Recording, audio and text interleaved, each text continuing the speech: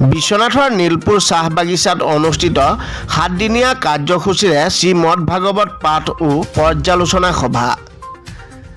বিশ্বনাথৰ নীলপুৰ চাহ বাগিচাৰ নীলপুৰবাসী ৰাইজৰ উদ্যোগত আৰু নীলপুৰ চাহ বাগিচাৰ মহিলা সমিতিৰ সহযোগত অনুষ্ঠিত প্ৰথম বাৰ্ষিক 7দিনীয়া শ্ৰীমদ ভাগৱত পাঠ ও পৰ্যালোচনা অনুষ্ঠান ভক্তি ৰসেৰে মুখৰিত হৈ পৰিছে বিশ্বনাথৰ নীলপুৰ চাহ বাগিচা।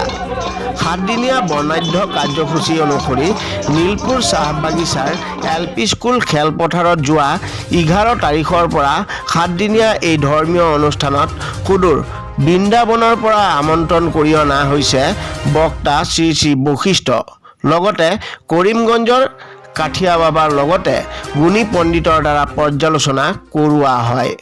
প্ৰথম দিনা বাগিচাখনৰ আই মাতৃ ভক্তবৃন্দৰ লগতে ধৰ্মপ্ৰাণ ৰাইজে পবিত্ৰ মণ্ডপত পূজা অৰ্চনা কৰাৰ লগতে কৃষ্ণ ধ্বনিৰে আৰতি উৰুলেৰে জলযাত্ৰা উলিয়ায়।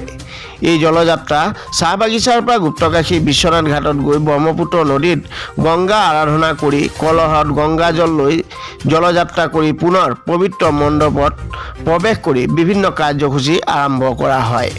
এই অনুষ্ঠানৰ পূৰ্বে পবিত্ৰ মণ্ডপ মুকলি কৰে বাগিচাৰ পৰিচালক অনুভৱ বৰবৰা। তাৰ পিছতে বিভিন্ন ঠাইত বৃক্ষৰোপণ কৰে। ইপিনে অভ্যৰ্থনা সমিতি জনোৱা মতে প্ৰত্যেক দিনৰ সন্ধ্যা 6 বজাৰ পৰা নিশা 10 বজা পৰ্যন্ত শ্ৰীমদ ভাগৱত পাঠ ও পৰ্যালোচনাত বিশ্বনাথৰ বিভিন্ন ঠাইৰ পৰা ভক্তসকলৰ সমাহাৰ ঘটিছে।